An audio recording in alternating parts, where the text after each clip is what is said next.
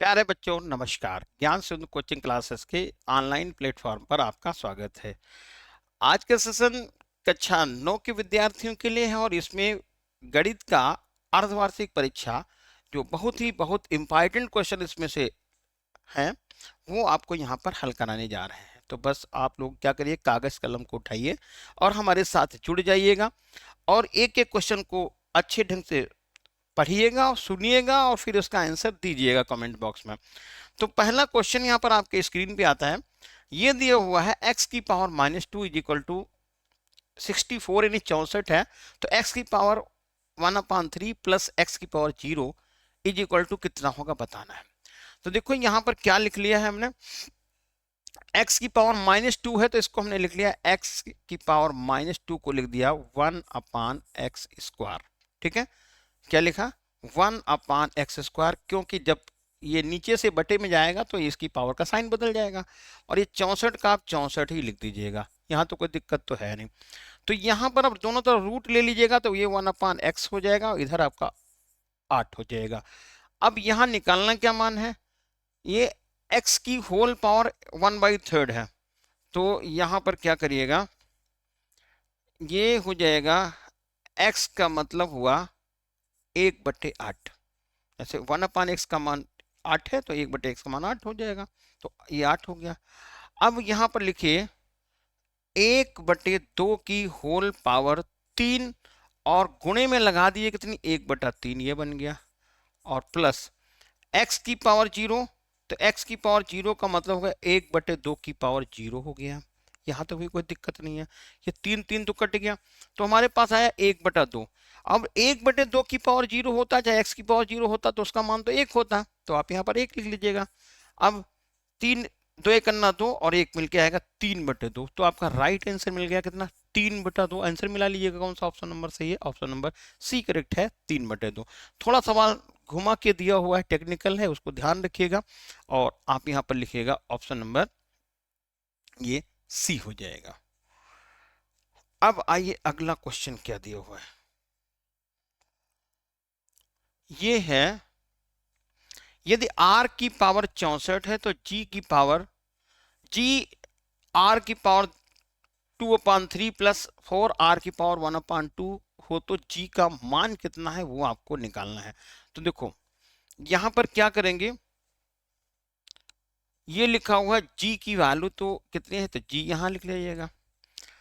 r कितना मान 64 है तो 64 को मैंने 4 की घात 3 लिख दिया है और पावर कितनी लगा दी 2/3 है। ये बात बिल्कुल समझ में आ गई होगी कि 4 को 3 बार गुणा करें, 4 गुणे 4 गुणे 4 64 हो जाएगा। फिर प्लस यहाँ 4 लिख लीजिएगा और यहाँ r की जगह पे फिर ये r यहाँ 8 लिख लीजिएगा, 8 की पावर 2 लगाइएगा और होल पावर 1/2 लगा दीजिए। फिर देखिए 64 को मैंने क्या लिख लिया 8 की घात 2 लिख दिया, तो 8 की घात 2 64 होता है, पावर 1/2 थी तो 2 यहाँ लिख लिया। अब ये वाला 2 इससे कट गया, ये वाला 3 इससे कट गया, तो g का मान कितना निकल गया 4 का स्क्वायर हो गया 16, ये हो गया प्लस 4 हो गया और ये आपका कितना आ गया 4 8 32 हो गया, 32 आया। अब 32 और 16 कितना होता है 48 होता है और ये आंसर तो कोई मिला नहीं भाई। देखो दिक्कत क्या आ रही है, यहाँ पे देखिए जरा पावर चेक करिए, ये माइनस लगा के देख लीजिए, माइनस शायद छूट गया है तो यहाँ पर भी आपका ये बन जाएगा, ये माइनस लिख लीजिएगा। तो अब ये हमारे पास कितना बन जाएगा 4 ये हो गया और माइनस की पावर तो 8 इधर हो जाएगा, 4 दूनी 8 हो जाएगा। तो अब जी का मान लिख लीजिएगा 16 प्लस 1/2, तो 16 दूना 32, 33/2 बस लग गया, ये जी का मान हो गया 33/2। अब देखिए थोड़ी सी प्रॉब्लम होती है कि मैथ में जरा से भी कोई गलती हो गई तो फिर उसको समझना थोड़ा मुश्किल होता है, तो इसलिए हमारा करेक्ट आंसर हो जाएगा कितना 33/2। तो बस ध्यान रखना है यहाँ पर पावर कितनी लग रखी -1/2 है।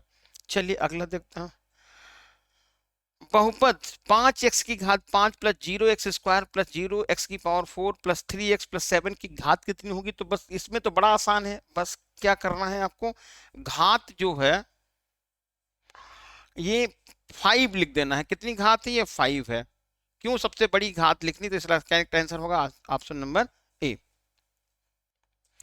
अब आइए देखिए अगले प्रश्न में, अगला प्रश्न क्या है, कॉलम ए है, कॉलम बी से आपको मैच कराना है। तो ये पॉइंट नहीं है, ये हम कॉलम है, एक कॉमा है, ये ध्यान दीजिएगा कॉमा लगा हुआ है। तो 0,2, 0,2 जो बिंदु होगा वो होगा वाई एच पे। 0,2 कहां पर होगा, वाई एच पर होगा, यानी एक का जो आंसर होगा वो 3 से मैच कर रहा, बिंदु वाई एच पर होगा, क्योंकि पहला एक्स 0 है, वाई 2 है। तो अब देखिए पहले का तीसरा किस में जा रहा, पहले का तीसरा देखो ये मिल गया, पहले का तीसरा और ये भी पहले का तीसरा, तो हमारे पास ये दोनों नीचे वाले तो गलत हो गए, सी और डी गलत हुआ। अब 7,7 ये क्या होगा, ये 7,7 होगा, ये x निर्देशांक y निर्देशांक ये बिंदु x अक्ष पर, तो यहां पर ये हो जाएगा x निर्देशांक बराबर y निर्देशांक, ये हो गया x निर्देशांक और y निर्देशांक। वहां पर देखो +1 लिखा, इससे नहीं मतलब तुम्हारा ये चौथा सही हो जाएगा, पहले का चौथा, तो बस ऑप्शन नंबर यहाँ पर कौन सा, बी सही हो जाएगा, ये वाला, ठीक है। और फिर आगे बढ़ते हैं, यदि बिंदु के निर्देशांक -5,7 है तो वह बिंदु कहां पर स्थित होगा, -5,7 तो माइनस हो जाएगा पीछे और 7 हो जाएगा ऊपर, इनकी दूसरे चतुर्थांश में। देखिए जल्दी से, देखिए ये चतुर्थांश आपका कुछ इस क्रम में बनता है, ये वाला, ये प्लस प्लस होता है, ये माइनस फिर प्लस होता है, ये माइनस माइनस होता है, ये प्लस और माइनस होता है। तो देखिए इसमें क्या लिख रहा है, माइनस और प्लस, तो माइनस और प्लस के चतुर्थांश में चला गया, सेकंड ये पहला होता है, ये दूसरा चतुर्थांश होता है, तीसरा और ये चौथा होता है। तो दूसरा चतुर्थांश देख लीजिएगा, ऑप्शन नंबर बी यहाँ पर करेक्ट हो जाएगा। अब आइए अगला क्वेश्चन देखते हैं, क्वेश्चन नंबर 6 क्या बता रहा है, मूल बिंदु के भुज और कोटि कौन होंगे, तो मूल बिंदु का निर्देशांक 0,0 होता है, भुज बिंदु होता है एक्स अक्ष का मान और कोटि बिंदु होता है वाई अक्ष का मान, इसलिए हमारा आंसर निकल जाएगा 0,0।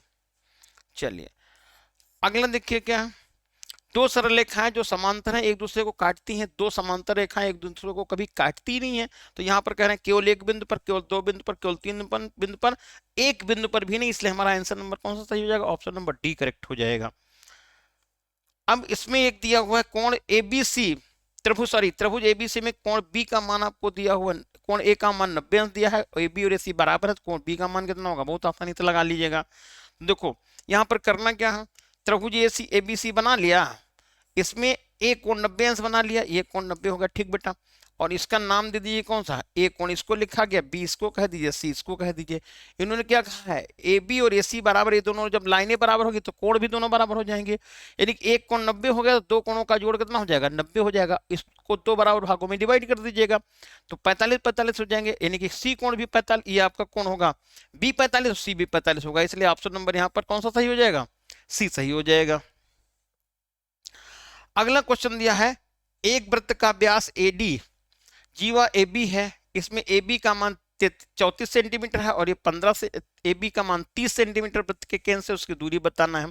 तो देखो यहां पर बनाइए एक वृत्त, ये बन गया वृत्त, और वृत्त में कहा व्यास एडी है, तो मैंने एडी व्यास बना लिया, एडी व्यास हो गया, और है कितना, एडी व्यास तथा ए बी जीवा है, एडी व्यास हो गया, एडी एडी व्यास है और जीवा ए बी है, तो मैंने चलो ए वाली जीवा ए बी बना ली, इसमें कोई दिक्कत तो है नहीं। यदि ए बी 34 है, ये वाला मान 34 इन्होंने बना लिया है, 34, तो मैं 34 यहाँ लिख लेता हूँ, कोई दिक्कत नहीं है, ये मान दूरी 34 हो गई। ए बी का मान 34 है, अब ए डी का मान भी 34, दोनों 34 देख रखे हैं भैया, तो इसको ऐसा करिए छोड़ दीजिएगा, कुछ सवाल में गड़बड़ है। चलिए आगे देख लेते हैं, -5 और 2 के चतुर्थांश में है, तो -5 का मत 2, ये भी उस सेकंड चतुर्थांश में चला जाएगा, माइनस और फिर प्लस, तो सेकंड चतुर्थांश में ऑप्शन नंबर कौन सा सही हो जाएगा, ऑप्शन नंबर बी सही हो जाएगा। अब अगला नंबर क्वेश्चन देखते हैं, क्वेश्चन नंबर 12 दिए हुआ है, दो सरल रेखाएं ए बी और सी डी, यहां पर लिखे ए बी और सी डी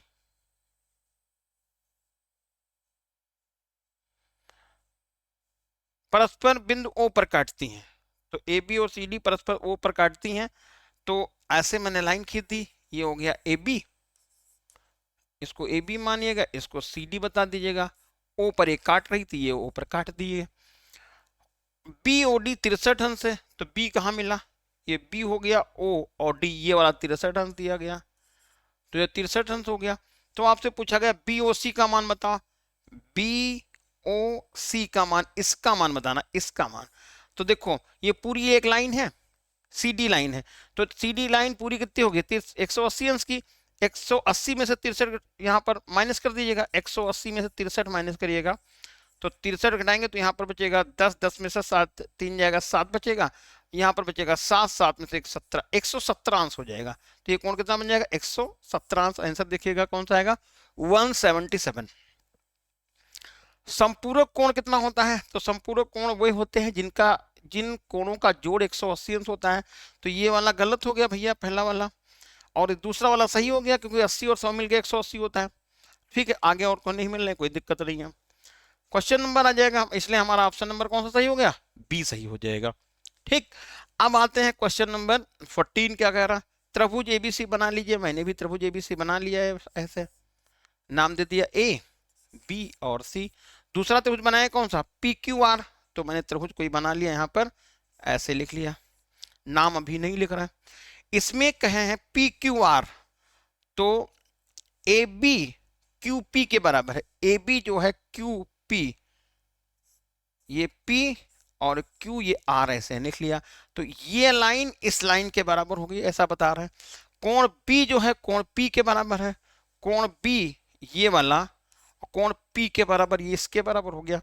ठीक, तो इसको ऐसे लिख लें, क्या दिक्कत है। इसको मैं यहां पर लिख लेता हूं Q, इसको लिख लेता हूं P। तो ये जो कोण है कोण B और कोण P के बराबर है, तो चलिए ये वाला कोण बराबर हो गया, इसको हटा दिए ऐसे। चलिए ऐसे कर लेता हूं, ये दोनों कोण बराबर हो गए। BC जो है, BC ये लाइन BC हो गई, PR की ये वाली बराबर है। अब आपसे कहा गया इनमें सर्वांग समता का कौन सा नियम है। देखो ये लाइन ये वाली इस लाइन के बराबर, ये लाइन इस लाइन के बराबर, ये वाला कोण इसके बराबर हो गया। फिर से देखिएगा, यहां पर AB को PQ के बराबर बताया है, AB को PQ या QP के बराबर बताया है, और BC को PR के बराबर बताया, ये बता दिया। कोण B और कोण P आपस में बराबर बता दिया है। इसका मतलब कौन सी चीज कौन हो गया, दो भुजाओं के बीच का कोण, दो भुजाएं आपस में बराबर और बीच का कोण बराबर हो गया। इसका मतलब हुआ साइड एंगल साइड। कौन सा रूल लग गया, कौन सा सर क्या लगी, साइड एंगल साइड। तो यहां पर ऑप्शन देखिएगा कौन सा सही, ऑप्शन नंबर ए सही हो जाएगा, side angle side. Question number 15 क्या कहना है, त्रिभुज एबीसी एक है, ए बी और सी से निम्नलिखित कितने वृत्त खींचे जा सकते हैं। यानी कि ऐसा इन्होंने बताया, कोई त्रिभुज है, उसके तीनों बिंदुओं से होकर जाने वाले वृत्तों की संख्या कितनी है। तो ध्यान रखना आपको यह है बेटा, कोई भी त्रिभुज होगा उसके तीनों बिंदुओं से, तीनों शीर्षों से होकर जाने वाली जो वृत्त है उनकी संख्या केवल एक और एक ही होगी। इसलिए यहां पर करेक्ट आंसर हो जाएगा ऑप्शन नंबर ए, एक। अगला कोई क्वेश्चन दिया हुआ 16, चतुर्भुज के चारों अंतः लिखा हुआ है, चारों अंतः कोणों का मान होता है 360। याद रखना है, त्रिभुज के कोई भी चतुर्भुज होगा चारों कोणों का मान 360 ही होगा, तो इसलिए करेक्ट आंसर हो जाएगा बी। अब इसमें कह रहे हैं 17 नंबर में ये मान दिया है 2 6 2 3 6 2 3 6 5 6 3 6 में बहुलक कौन है। तो इस तरह के क्वेश्चन जो आएंगे तो समझ लो फ्री का नंबर है, बस कुल देख लेना है किस नंबर की बारंबारता सबसे ज्यादा है, कितनी बार लिखा, सबसे ज्यादा बार लिखा गया हो। तो जरा पहले 6 को ट्राइस कर लेते हैं, 1 बार आ रहा, 2 बार आ रहा, 3 बार, 4 बार और 5 बार। ठीक है, तो 5 बार आ रहा है, और हमको लग रहा 3 बार आ रहा है, 5 आ रहा है केवल, बस हो गया बहुलक। फिर मिल गया आंसर आपसे कौन, ऑप्शन, हाँ देखिए 6 1 2 3 4 और 5, 6 ऑप्शन इसमें कहीं नहीं दिया है, इसका मतलब इनमें से कोई नहीं हो जाएगा, इनमें से कोई नहीं। लेकिन करेक्ट जो आंसर बोले तो कितना आएगा, बहुलक इसका 6 हो जाएगा। 18 नंबर देखो दिया हुआ है 125 की होल पावर 3, तो 125 को हम लिख सकते हैं 5 की घात 3 और होल पावर 1/3, 3 और 3 कैंसिल करेंगे, आंसर कितना मिलेगा 5 का राइट आंसर होगा ऑप्शन नंबर सी। अगला क्वेश्चन है, एक वृत्त की में 10 सेंटीमीटर लंबाई की एक जीवा केंद्र से 12 सेंटीमीटर की दूरी पर है, निम्नलिखित में से कौन सा सही होगा, ये मान आपको निकालना है। एक वृत्त में 10 सेंटीमीटर लंबाई, तो वृत्त ये बना, इसमें 10 सेंटीमीटर लंबाई की एक जीवा है, तो ए बी नाम दिया 10, ये हो गया, यहां से ये हो गई 5 हो जाएगी। केंद्र से 12 सेंटीमीटर की दूरी पर ये होगा, केंद्र से 12 सेंटीमीटर की दूरी हो जाएगी। त्रिज्या आपको बतानी है ये, तो बता बेटा, ये ए बी का मान 10 था, तो मैंने इसका आधा कर लिया, यहाँ पर डी इसको ओ मान ले, तो ये आपको 5 मालूम, ये 12 मालूम, कर्ण निकालना है।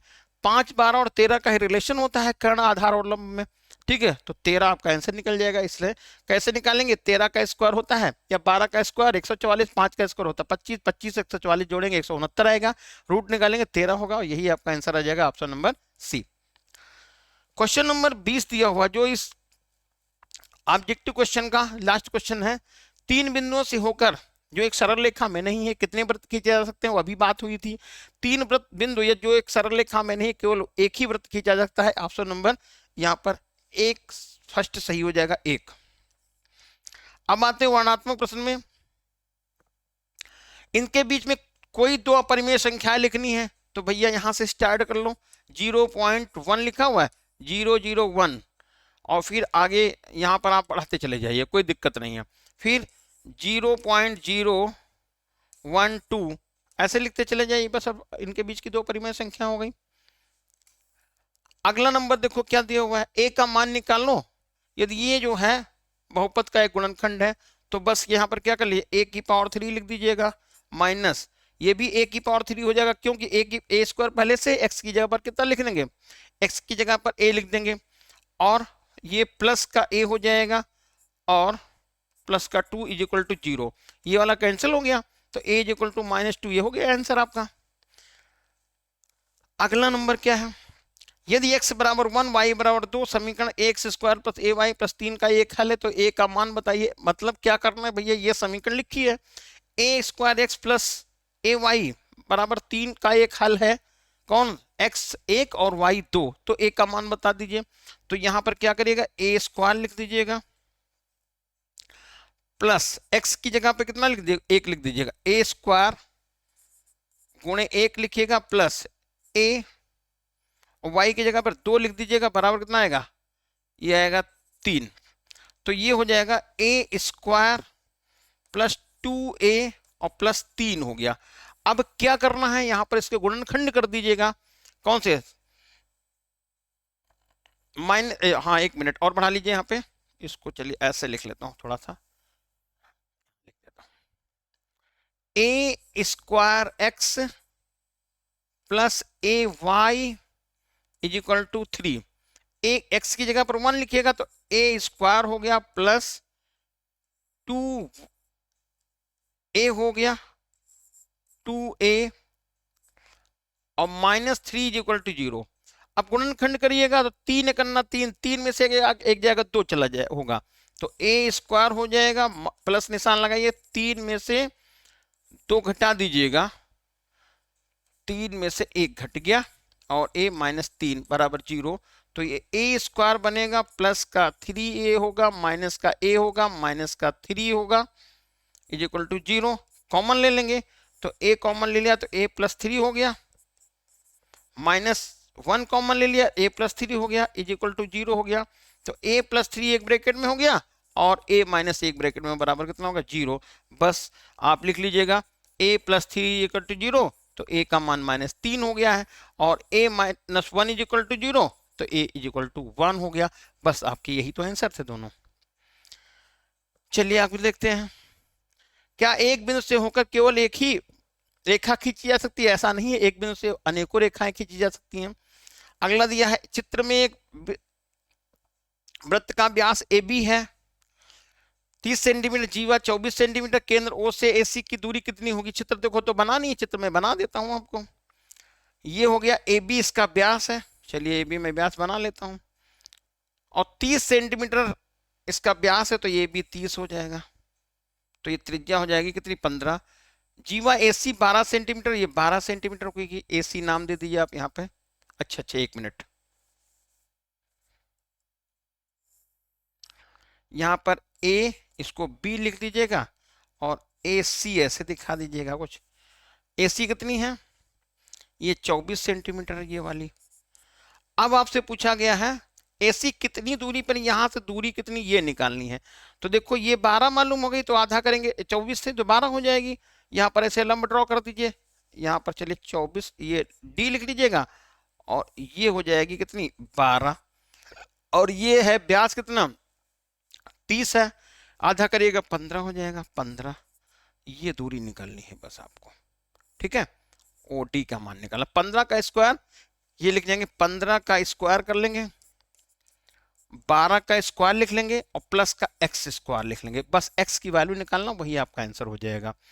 अगला नंबर देखो दिया हुआ है, चित्र बना हुआ है, आपसे कहा गया बी ए सी, बी ए सी 69 इतना दे, बी ए सी, बी ए सी ये दिया हुआ, यहां पर डी होना चाहिए, ठीक है। तो ये वाला मान 69 दिया, 31 दिया, 69 31 जोड़ेंगे तो कितना आएगा 69 और 31, ये जोड़ेंगे तो ये आ जाएगा 9 10 100 हो गया। तो ये वाला कोण कितना निकल जाएगा आपका, ये कोण निकलेगा 180 अंश ही निकल गया। फिर से ध्यान दीजिएगा, 69 और 31 जोड़ेंगे तो हो जाएगा 100 100, तो 180 में से 100 घटा देंगे तो 80 एक कोण का मान निकलेगा, तो ये डी कोण का मान भी कितना आ जाएगा 80 हो जाएगा, क्योंकि एकांतर वृत्तखंड में बने कोण आपस में बराबर होते हैं। चलिए आगे देखिएगा, किन्हीं 5 खंडों को हल करना है, इनके बीच में आपको 2 परिमेय संख्या निकालनी है। तो आपको क्या करना, 1/2 लिख लीजिएगा, कॉमा 1 3/4 लिख लीजिएगा, इसकी भी पावर माइनस कर लीजिएगा, तो ये हो जाएगी 2/4 और 3/4, ठीक है। अब 2 परिमेय संख्या निकालनी थी तो मैं 3 से गुणा कर लेता हूं इसको, तो पूरे को 3 से कर लीजिए गुणा यहाँ पे, तो कितना आएगा 3 दूनी 6/4 कॉमा 9/4। अब बस इसके बीच के नंबर लिखाएगा, 7/4 हो जाएगा, 8/4 हो जाएगा, 9/4 तो वही है, तो 7/4 एक नंबर निकल गया और 8/4 एक नंबर निकल गया, यही आपका आंसर हो गया। जांच करके बताइए कि इसका गुणनखंड है कि नहीं है। तो क्या करना है बेटा, ये आ जाएगा 3x plus 7 is equal to 0, x is equal to हो जाएगा 7/3। ये x का मान 7/3 इसमें डाल दीजिएगा, ठीक है। 7/3 डालिएगा, ये तो माइनस कर गया, यानी 0 के बराबर हो गया तो गुणनखंड है, और 0 के बराबर नहीं है तो गुणनखंड नहीं है। चलिए आते हैं अगले क्वेश्चन में। बिंदु दिए हुए हैं, आपसे पूछा गया कि चतुर्थांश में, तो देखिए यहां पर क्या करिएगा, आप ये चतुर्थांश बना लीजिएगा, ये होता है पहला, ये हो गया दूसरा, ये हो गया तीसरा, ये हो गया चौथा। दोनों प्लस प्लस निशान तो पहले में, माइनस और प्लस निशान तो दूसरे में, माइनस माइनस तो तीसरे में, और प्लस माइनस तो चौथे में। देखो माइनस माइनस किस में गया, तीसरे में, तो थर्ड में आ गया। प्लस प्लस प्लस किस में गया, ये दूसरे में हो गया। प्लस प्लस किसमें में गया, दूसरे में गया। ये भी प्लस प्लस किसमें गया, दूसरे में हो गया, आंसर हो गया। कोई दिक्कत। अगला सवाल है, ये 2 बिंदु ए और बी के बीच एक तीसरा बिंदु सी स्थित है, तो ए बी और ए सी बराबर है, तो सिद्ध कीजिए ए सी बराबर ए बी बाई 2। बहुत आसान सवाल, एकदम कोई दिक्कत नहीं, आराम से लगा लीजिएगा। अगला नंबर देखो क्या कह रहा है, यहां पर इन्होंने ये कहा है कि ये दोनों कोण आपस में बराबर है। कौन सा, पी क्यू आर और पी आर क्यू, ये दोनों कोण आपस में बराबर है, तो आपको सिद्ध करना है कि ये दोनों कोण आपस में बराबर हो जाएंगे, ठीक है। तो क्या करना है, देखो बेटा यहां पर हम लिख सकते हैं ये कोण, ये देखिए पूरी सीधी रेखा है, नीचे वाली आधार रेखा, तो हम ये कह सकते थे यहां पे कोण एस क्यू पी या P Q S, P Q S, ये वाला कोण देखिए, ये पी क्यू एस प्लस कोण P Q are, P Q are बराबर 180 अंश, क्योंकि सीधी रेखा होगी 180 अंश हो गई। फिर आगे देखिए कोण P R Q, P R Q plus कोण P R T, P R T ये बाहर वाला हो गया, पी आर टी ये भी 180 अंश हो गया। अब बताओ ये राइट साइड बराबर तो लेफ्ट साइड बराबर हो जाएंगे, तो मैंने यहां पर लिख लिया कोण पी क्यू एस प्लस कोण P Q R is equal to कोण पी आर क्यू प्लस कोण पी आर टी, ये लिख लिया। अब इन्होंने पहले से बता दिया कि पी क्यू आर यानी ये वाला कोण, और ये कहा पी आर क्यू, ये दोनों आपस में क्या है, बराबर है। तो हम क्या करते हैं, जब दोनों बराबर हैं, ये तो पहले से मालूम, ये दोनों बराबर कोण थे, तो हम यहां लिख देते हैं पी क्यू आर बराबर कोण पी आर क्यू, तो ये बराबर कर दीजिए। तो फिर क्या हो जाएगा, कोण पी क्यू एस प्लस कोण पी क्यू आर, ये हो गया इक्वल पी आर की जगह पे पी क्यू आर लिख दीजिएगा, पी क्यू आर और प्लस कोण पी आर टी, ये हटा दीजिए। अब बस ये दोनों आपस में क्या हो गए, बराबर हो गए। चलिए अगला देखते हैं। दर्शाइए कि समद्विबाहु त्रिभुज का प्रत्येक समद्विबाहु त्रिभुज के प्रत्येक समबाहु, गलत थोड़ा सा लिख रहा है, समबाहु त्रिभुज का समबाहु त्रिभुज का प्रत्येक कोण 60 अंश होता है। तो देखो ये समबाहु त्रिभुज बना लिया, जैसे कि नाम से पता चला समबाहु मतलब तीनों भुजाएं बराबर, जब तीनों भुजाएं बराबर तो तीनों कोण बराबर हो जाएंगे। तो कोण ए, कोण बी और कोण सी बराबर, तो यहां पर लिख देते कोण ए प्लस कोण बी प्लस कोण सी इज इक्वल टू 180। तो कोण ए तो ये है, कोण बी भी कोण ए हो जाएगा, कोण सी भी कोण ए हो जाएगा, 180 हो जाएगा। क्यों ऐसा कहा, क्योंकि कोण ए बराबर कोण बी बराबर कोण सी, क्यों, क्योंकि समबाहु है। तो 3 कोण ए कितना बनेगा, 3 कोण ए एक जाएगा 180, भाग कर देंगे 60 अंश हो जाएगा। तो कोण ए 60 अंश होगा, तो कोण बी भी 60 अंश होगा, कोण सी भी 60 अंश हो जाएगा। चलिए अगला ये है, सिद्ध कीजिए कि समांतर चतुर्भुज के किन्हीं दो कोणों को समद्विभाजक एक दूसरे को समकोण पर काटते हैं, ये आपको सिद्ध करना है। दूसरा भी सिद्ध करने वाला सवाल है, ये वाला भी देख लीजिएगा। ये क्वेश्चन क्या है, a equal 2 plus root 3 a minus 1/√3 का मान निकालना है। तो पहले a का मान तो दिया है, 1/a की वैल्यू पता कर लीजिएगा। कैसे a/1 वैल्यू निकालेंगे, 1/a is equal to 1/2 plus √3, ये बन गया। अब करना क्या है, आपको 2 माइनस √3 से ऊपर नीचे मल्टीप्लाई करके इसको लेना हल कर, और हल करने के बाद a का मान निकलेगा, a माइनस 1/a की वैल्यू निकाल लीजिएगा। अगला नंबर देखो, ये चित्र बना हुआ है और आपसे कहा गया है कि x का मान 75 अंश है, ये वाला 75 अंश है, तो इसको लिखने में 105 कोई दिक्कत नहीं है, आराम से लिखने 105 अंश का। तो y का मान कितना होगा, 105, ठीक निकल गया। y का मान 110 है, y का मान 110 है, तो x का मान कितना हो जाएगा, 70 अंश हो जाएगा। क्यों, क्योंकि x कोण और y कोण मिलकर के 180 होता है, क्योंकि ये सीधी लाइन एक है। ठीक है, फिर कहना है समद्विबाहु त्रिभुज ABC में AB और AC आपस में बराबर हैं, तो सिद्ध कीजिए कि शीर्षों को B और C से सम्मुख भुजाओं पर लंब भी क्या होते हैं, आपस में बराबर होंगे। तो कोण बराबर हो जाएंगे तो लंब भी यहाँ पर बराबर हो जाएंगे। अब बनता है सवाल नंबर जो यहाँ पर आता है 5 का, अथवा x³ plus y³ plus z³ minus 3xyz, और ये आपको यहाँ पर सिद्ध करना है। तो थोड़ा सा बड़ा सवाल है, आराम से उसको लगाइएगा, ठीक है, और इसको हल करना आपका काम रह गया है। तो बस इसकी को आप HW समझ के लिख लीजिएगा, और फिर मिलते हैं नेक्स्ट वीडियो में। अगले वीडियो में आपको अगला पेपर बहुत जल्दी मिलने वाला है, तब तक के लिए इंतजार करिए, और जय हिंद।